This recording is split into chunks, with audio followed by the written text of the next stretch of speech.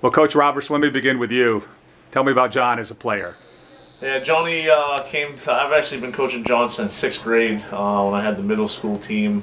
So I've had the pleasure of coaching him for the past 7 years. He was a captain as an 8th grader on the middle school team, and now a captain as a senior here with the Lynn Jets. And I can't say more about his character on and off the ice.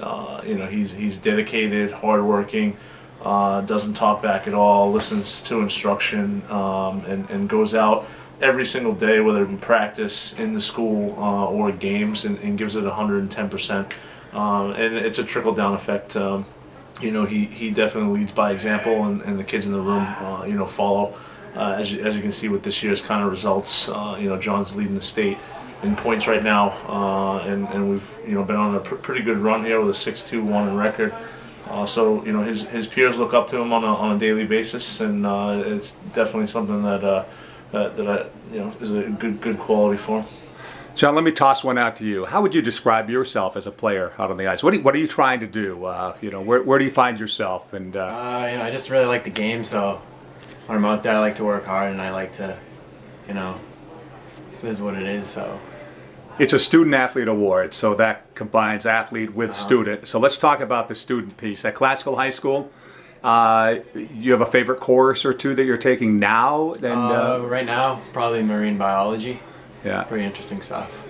If going on to college, you mentioned that you might like to go into business or so on. So how about a favorite teacher or two or experience you've had at Classical? Last year I had a really good economics teacher. His name was Mr. Johnson, and I had a really good time in his class last year. Yeah. Coach, anything more about John as a player? Describe him to us out on the ice. Yeah, absolutely.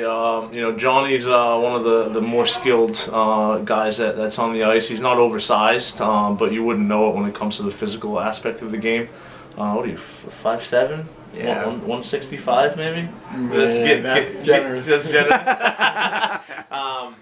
But he goes out there, and he's definitely one of the more physical forwards that we have. Definitely by far the fastest kid, on the team, and maybe even the fastest kid in the league. Last year at the All-Star game, he was in the top 2 for speed in the agility drill. So nice. I'd have to probably say he may be the fastest in the conference, and he uses his size to his advantage. In that physical game where he can beat people to spots on the ice and use that smaller size to get underneath guys.